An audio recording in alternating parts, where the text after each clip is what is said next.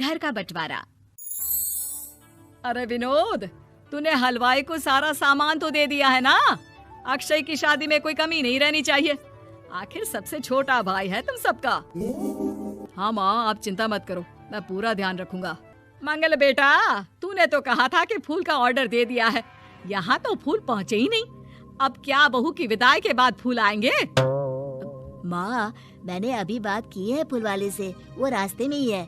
आप किशोर भैया से क्यों नहीं कहती कुछ करने को? किशोर पहले ही मेरे बताए काम कर रहा है।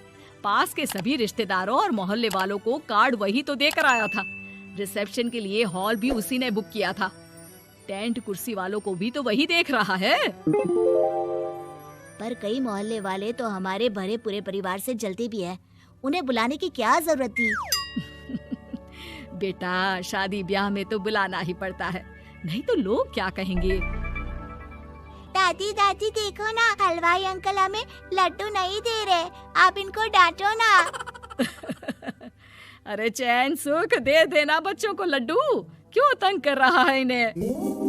बीबी जी, मैं कहाँ मना कर रहा हूँ, लेकिन लड्डू बनते ही ये बच्चे उठा उठा कर खा लेते हैं। अरे मैं तो इन्हें थाल में रख के परोस भी नहीं पा रहा। भागो, अब कोल्ड ड्रिंक पीने चलते हैं। भागो भागो, अब कोल्ड ड्रिंक पीने चलते हैं। जैसे कि आप देख रहे हैं, आज इस घर के सबसे छोटे बेटे अक्षय की शादी है। घर में बहुत चहल पहल है। कुलभूषण की बीवी कमला को फुर्सत ही नहीं है कामों से, लेकिन कुलभूषण और घर के बाकी लोग कहाँ हैं? आइए देखते हैं। अजी, आप यहाँ आराम से बैठकर गाने सुन रहे हो और घर में अभी तक इतने काम बचे हैं करने को। अरे भाई, मेरे सबसे छोटे बेटे की शादी है, इसके बाद तो मैं अब चिंता मुक्त हो ही जाऊंगा। और फिर घर में तुम हो, बेटे बहुएं हैं, तुम लोगों के होते हुए मैं क्यों काम करूं? मैं तो शान से बेटे की शादी में जाऊंगा तैयार होकर। अरे ठीक है, अब आप आराम ही कीजिए। एक बार अभिषेक की बीवी आ जाए, फिर मैं भी आराम करूंगी और मेरी चारों बहुएं पूरे घर की जिम्मेदारियां संभाल लेगी। इतना कहकर कमला वापस अपने काम में लग जाती है। बेटा भी, तू अब तक तैयार नहीं हुआ? किससे बात कर रहा है फोन पर? तैयार कैसे हूँ? सैलून जाने से तो आपने मना किया है, क्योंकि मुझे हल्दी लग चुकी है। भाभीयों को देखो, सुबह से पार्लर में है। अक्षय की शादी हो जाती है और नंदिता बहू बनकर घर आ जाती है, लेकिन इस घर की खुशियों को मानो किसी की नजर लग गई थी। नंदिता के आने के बाद आए दिन घर की शांति भंग होती रहती। अपने माँ बाप की इकलौती बेटी को इतने बड़े परिवार की जिम्मेदारियां कहाँ संभालनी थी? अभी देखो ना, मेरे हाथों की मेहंदी भी अभी नहीं उतरी है और तुम्हारी मम्मी ने मुझे घर के कामों में लगा दिया। मैंने सोचा था कि घर की सबसे छोटी बहू होने के कारण मुझे सब पलकों पर बिठा के रखेंगे, पर यहाँ तो पलक झपकने की भी फुर्सत नहीं मिलती। देखो नंदू, शादी के पहले ही मेरे घर वालों ने तुम्हें और तुम्हारे पेरेंट्स को बता दिया था कि मैं जॉइंट फैमिली में रहता हूँ, तो फिर अब ये शिकायत क्यों? और फिर तुमसे पहले मेरी भाभी भी तो आई थी शादी करके, उन्होंने तो कभी कुछ नहीं कहा। नंदिता तब तो चुप हो जाती है, लेकिन ऐसा बहुत दिनों तक नहीं चलता। अरे नंदिता, माँ बाबूजी की दवाई का टाइम हो गया है, उन्हें दवाई दे आओ और उसके बाद सबके लिए नाश्ता बना देना। पर भाभी, मैं तो अभी अपना फेवरेट सीरियल देख रही हूँ, प्लीज मेरी जगह आप कर लो ना ये काम। ठीक है, मैं तेरी जगह माँ बाबूजी को दवाई दे आती हूँ और नाश्ता बना लेती हूँ। तू मेरी जगह पूरे घर की डस्टिंग करके 5 बच्चों को स्कूल के लिए तैयार करके भेज देना और दोपहर का खाना बनाने के बाद कपड़े धोकर सुखा देना।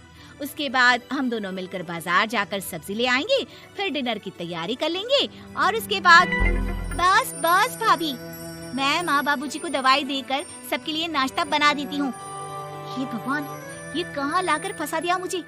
मेरे घर में तो गिनती की 8 रोटियाँ और 2 सब्जी बनती थी और नाश्ता निपट जाता था। यहाँ तो रोटियों का ढेर और सब्जियाँ बड़े बड़े पतीलों में बनानी पड़ती है। नाश्ता बनते बनते लंच का टाइम हो जाता है और लंच बनते बनते डिनर का।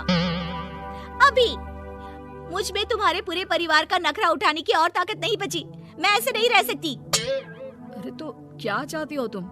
मुझे अलग रहना है बस। तो ठीक है, हम कल ही शिफ्ट हो जाएंगे किराए के घर में। इतना बड़ा घर होते हुए हम किराए पे क्यों रहेंगे? ना जी ना, घर में ही दीवार खड़ी करो अपने हिस्से के आगे। घर के साथ साथ घर की खुशियों में भी दीवार खींच जाती है। ऐसे ही कई महीने बीत जाते हैं और नंदिता माँ बन जाती है। बच्चे के आने से अभिषेक के कंधों पर खर्चों का बोझ आ पड़ता है। अभिषेक का बोझ कम करने के लिए नंदिता भी पार्ट टाइम जॉब कर लेती है, लेकिन इससे उसके सर पर नौकरी, घर और बच्चे की जिम्मेदारी बढ़ जाती है। नंदिता, ये क्या है? तुमने घर भी ठीक से साफ नहीं किया, ना ही मेरे कपड़े धुले हैं। चिंटू के बाल भी कटवाने जाना था, देखो उसके बाल कितने बढ़ गए हैं। अरे करती क्या हो पूरा दिन तुम? मैं करती क्या हूँ? तुम्हारा नाश्ता और लंच बनाने के बाद चिंटू को डे केयर सेंटर पर छोड़ कर आती हूँ, फिर खुद ऑफिस जाती हूँ। पूरा दिन काम करके आने के बाद बिना आराम किए बाजार से सब्जियाँ लेकर आती हूँ, घर आकर खाना बनाती हूँ, चिंटू को देखती हूँ, और क्या करूँ मैं? तो किसने कहा था अपने सर पर इतने काम लेने को? मत जाओ ऑफिस। ऑफिस जाए बिना घर के खर्चे कहाँ से पूरे होंगे?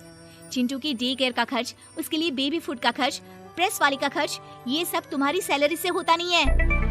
अगर परिवार से अलग नहीं होती तो इतनी मुसीबतें नहीं उठानी पड़ती तुम्हें परिवार के साथ मिलकर काम करने में दिक्कत थी, लेकिन काम तो अब भी बहुत है तुम्हारे सर पर। चिंटू को भी डे केयर भेजने की जरूरत नहीं पड़ती। उसको गोद में खिलाने के लिए दादा दादी और घर के सभी बड़े होते, उसके साथ खेलने के लिए उसके भाई बहन भी होते।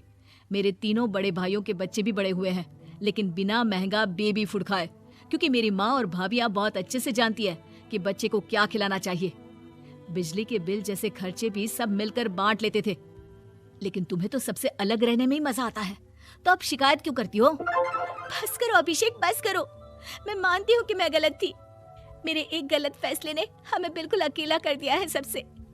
एक घर में होते हुए भी हम बाकी परिवार से अजनबियों की तरह रह रहे हैं। अभिषेक और नंदिता की सारी बातें घर के बाकी लोगों को सुनाई दे रही थी। तभी कमला बोल पड़ती है, अरे नंदिता बहू, किसने कहा कि तुम अकेले हो? तुम्हारा इतना भरा पूरा परिवार है ना तुम्हारे साथ। हम तो बस ये चाहते थे कि तुम अपनी गलती समझ जाओ। अगर हम तुम्हें समझाते तो शायद तुम ना समझती, लेकिन अपनी गलती का एहसास तुम्हें खुद हो गया है, तो अब तुम समझ चुकी हो परिवार में एक साथ रहने का मोल क्या होता है। मम्मी जी, मुझे माफ कर दीजिए, अब ऐसा दोबारा कभी नहीं होगा। अरे माफी बाद में, पहले मेरा पोता जरा मेरी गोद में तो दे, और तू जाकर सबके लिए चाय बना ला।